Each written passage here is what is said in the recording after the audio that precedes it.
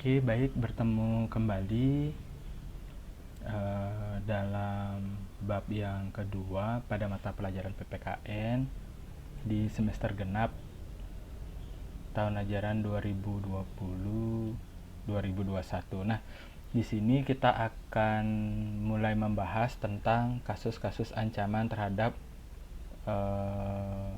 ideologi politik, ekonomi, sosial, budaya, pertahanan, dan keamanan dalam bingkai Bhinneka Tunggal Ika.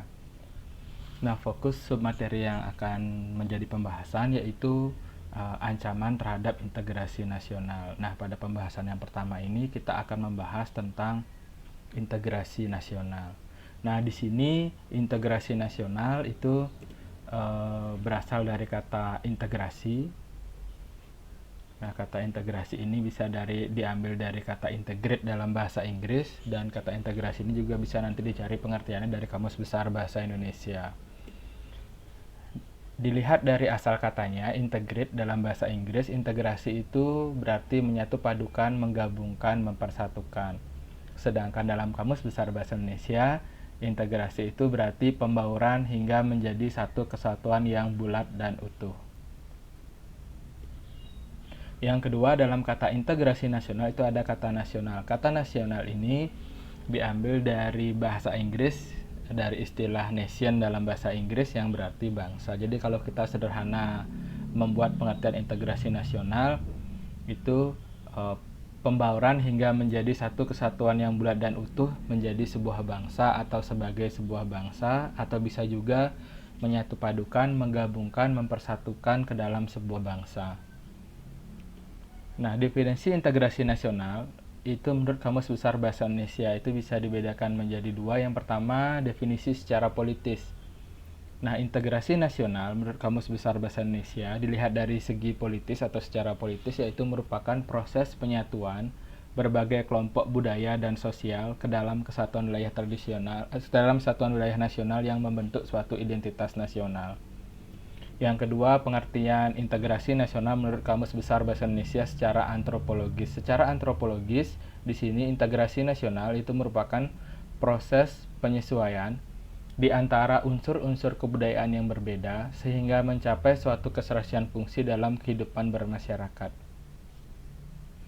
Nah, di sini dapat kita lihat sepintas secara politis dan secara antropologis itu pengertian integrasi nasional terlihat mirip atau hampir sama, tapi bisa dibedakan di mana secara politis itu terjadi proses penyatuan berbagai kelompok budaya dan sosial. Jadi kelompoknya yang disatukan atau orang-orangnya yang disatukan. Sedangkan secara antropologis itu bukan pada orangnya yang difokuskan, tetapi lebih berfokus pada penyesuaian di antara unsur-unsur kebudayaan yang berbeda yang dimiliki oleh kelompok budaya dan kelompok sosial atau oleh orang-orang tersebut. Nah, secara umum definisi integrasi nasional kita dapat kita katakan bahwa integrasi nasional itu merupakan penyatuan bagian-bagian yang berbeda dari suatu masyarakat menjadi suatu keseluruhan yang lebih utuh, atau memadukan masyarakat-masyarakat kecil yang banyak jumlahnya menjadi suatu bangsa. Terkait dengan adanya integrasi, di sini ada syarat yang harus dipenuhi ketika ingin integrasi itu berhasil dijalankan dengan baik. Yang pertama, anggota-anggota masyarakat itu merasa bahwa mereka saling mengisi kebutuhan-kebutuhan satu sama lain, atau bisa kita sederhanakan bahwa anggota-anggota dalam suatu kelompok atau masyarakat itu saling memerlukan satu dengan yang lain. Nah, yang kedua, terciptanya kesepakatan atau konsensus tentang norma dan nilai sosial yang dilestarikan dan dijadikan pedoman. Sedangkan yang ketiga, syarat integrasi itu bisa berhasil ketika norma dan nilai sosial yang sudah disepakati itu dijadikan aturan baku dan diaplikasikan dalam melangsungkan proses integrasi sosial.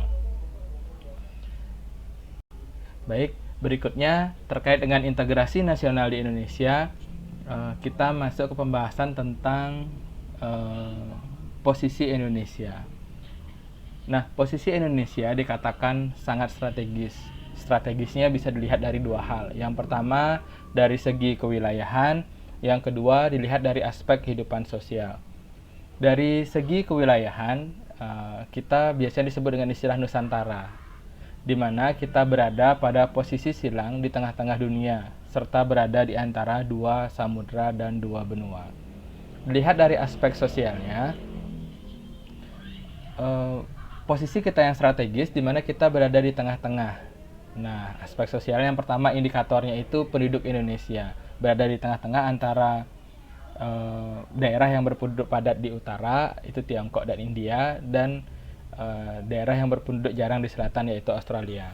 Ideologi kita yaitu Pancasila itu berada di tengah-tengah antara ideologi komunisme di utara di Tiongkok dan ideologi liberalisme di selatan yaitu di Australia.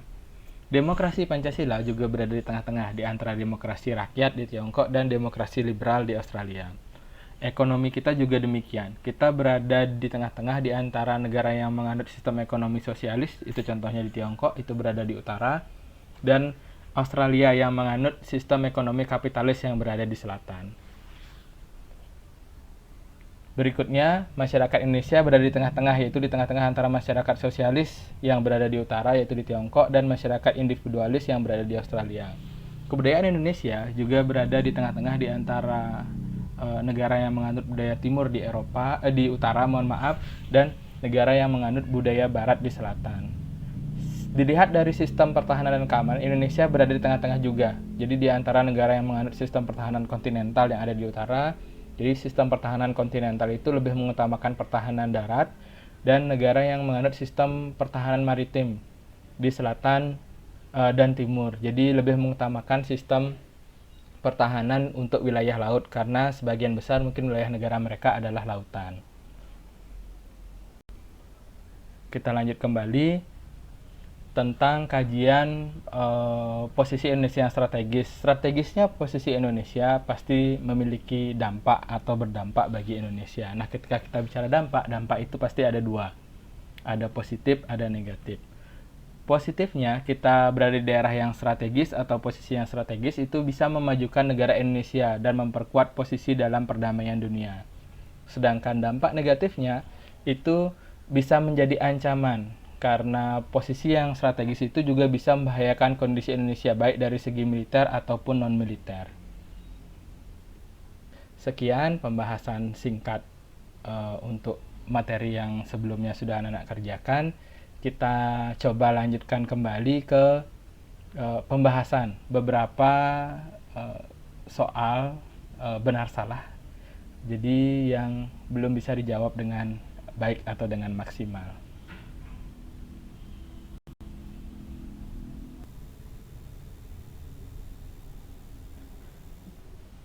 Nah, kita lanjutkan di sini terkait dengan refleksi dan absensi pembelajaran PPKN. Nah, dalam refleksi dan absensi ini ada beberapa pernyataan yang diberikan dan anak-anak diminta menganalisis hasil yang sudah dipelajari dan menyatakan benar atau salah terhadap pernyataan yang diberikan sesuai dengan materi yang sudah dipahami.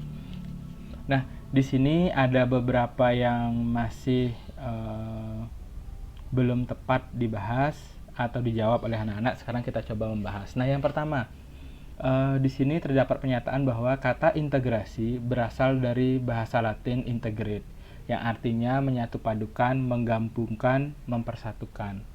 Nah, pernyataan ini dapat dikatakan salah.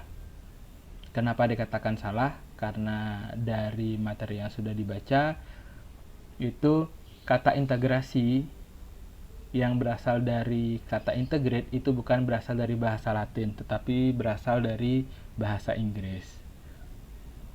Kita lanjutkan. Nah, untuk yang kedua, proses penyesuaian di antara unsur-unsur budaya yang berbeda sehingga mencapai suatu keserasian fungsi dalam kehidupan bermasyarakat merupakan pengertian integrasi nasional secara antropologis. Nah, di sini pernyataan ini dapat dikatakan benar karena memang sudah sesuai dengan definisi integrasi nasional secara antropologis menurut Kamus Besar Bahasa Indonesia.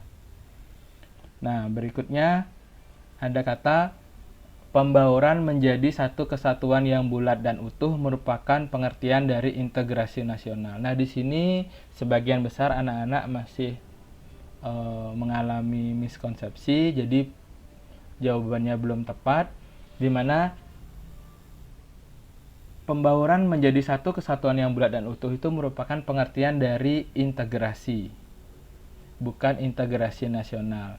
Ciri khas ketika dia menjadi integrasi nasional, di akhir kalimat atau pernyataannya itu terdapat kata bangsa, negara, ya, dalam definisinya. Jadi pernyataan ini dapat dikatakan salah karena bukan merupakan definisi dari pengertian integrasi nasional.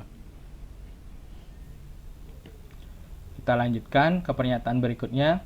Contoh konflik horizontal dalam masyarakat Indonesia yang bisa membahayakan persatuan, contohnya adalah konflik antara suku yang berbeda di Indonesia. Ya, jadi konflik horizontal itu konflik antara kelompok-kelompok yang memiliki kedudukan yang sama dalam masyarakat atau dalam kehidupan bernegara. Jadi tidak ada tinggi rendahnya. Jadi contoh konflik horizontal itu bisa konflik antar suku bangsa, konflik antar agama, atau antar pemeluk agama, konflik antar ras, dan lain sebagainya. Jadi pernyataan ini bisa dikatakan benar. Berikutnya, konsensus merupakan hal yang tidak begitu penting dalam proses integrasi suatu kelompok, karena konsensus dapat menciptakan perpecahan. Nah, di sini kita kaitkan dengan materi syarat integrasi agar dapat berjalan dengan baik. Pada syarat yang kedua, konsensus dinyatakan sangat penting, terutama konsensus tentang norma atau nilai-nilai yang akan dijadikan pedoman dalam masyarakat. Jadi pernyataan ini dapat dikatakan salah atau tidak tepat. Berikutnya, posisi silang yang strategis merupakan suatu potensi sekaligus ancaman bagi Indonesia. Dikatakan potensi karena akan memberikan dampak positif bagi kemajuan Indonesia serta memberikan kesempatan bagi Indonesia untuk ikut berperan dalam perdamaian dunia. Nah, pernyataan ini dapat dikatakan benar karena sesuai dengan materi yang sudah dibahas. Berikutnya, sistem pertahanan Indonesia berfokus pada sistem pertahanan kontinental saja, karena di Indonesia berfokus pada pertahanan wilayah darat. Nah, pernyataan ini salah atau tidak sesuai. Kenapa demikian? Pertahanan untuk di Indonesia itu kewenangannya lebih besar ada pada Tentara Nasional Indonesia. Dan Tentara Nasional Indonesia itu dibagi 3. Ada Angkatan Darat, Angkatan Laut, dan Angkatan Udara. Jadi di sana sudah jelas bahwa kita tidak hanya berfokus pada pertahanan kontinental saja, tapi maritim juga termasuk pada pertahanan udara. Jadi pernyataan ini dapat dikatakan salah. Kita lanjut berikutnya. Ideologi negara Indonesia berada di antara ideologi komunisme di utara, Australia, dan liberalisme di selatan atau Tiongkok. Sehingga kita memilih ideologi liberalisme dalam bernegara. Nah, dalam hal ini pernyataan ini dapat dikatakan salah. Kenapa demikian? Karena kesalahan yang pertama itu komunisme di utara dilakukan oleh Australia. Jadi Australia tidak berada di utara Indonesia tapi di selatan Indonesia. Berikutnya, liberalisme di selatan dilaksanakan oleh Tiongkok atau diterapkan oleh negara Tiongkok. Nah, Tiongkok ini tidak berada di selatan Indonesia. Ya. Dan terakhir, kita memilih ideologi liberalisme dalam bernegara. Pernyataan ini sudah pasti salah karena ideologi negara kita adalah Pancasila. Baik, berikutnya kita bahas lagi. Kita berada di antara sistem ekonomi kapitalis di selatan, yaitu Australia, dan sistem ekonomi sosialis di utara, yaitu Tiongkok. Sistem ekonomi kapitalis mengutamakan peran swasta atau pemilik modal dalam kegiatan ekonomi. Nah, pernyataan ini benar.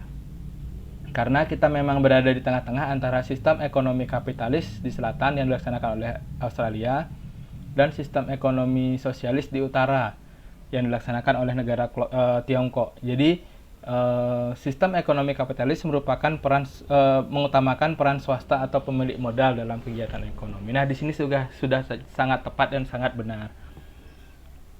Yang berikutnya, pernyataan yang terakhir, sesuatu yang dapat membahayakan kehidupan bernegara di Indonesia atau suatu negara bisa datang dari dalam dan luar negeri dan dapat berupa bidang militer dan non-militer, merupakan pengertian dari ancaman. Adanya pandemi COVID-19 merupakan contoh ancaman non-militer bagi Indonesia. Nah, pernyataan ini dapat dikatakan benar karena ancaman itu definisi sederhananya merupakan sesuatu yang bisa membahayakan kehidupan bernegara, termasuk juga di Indonesia. ya. Jadi ancaman itu bisa datang dari dalam negeri dan dari luar negeri dan dapat berupa bidang militer dan non militer, ya. Dan terkait dengan pandemi COVID-19 itu merupakan contoh ancaman non militer bagi Indonesia. Nah, ini benar adanya karena untuk COVID-19 itu dampaknya lebih banyak ke bidang ekonomi dan sosial. Jadi untuk pernyataan terakhir ini dapat dikatakan benar atau tepat sekali. Nah, baik, demikian pembahasan untuk tugas pada bab yang kedua di semester genap ini. Semoga bisa menambah pemahaman anak-anak ketika nanti ada hal-hal yang ingin ditanyakan, bisa ditanyakan melalui WA atau melalui Google Classroom yang sudah diberikan. Oke, sekian, terima kasih.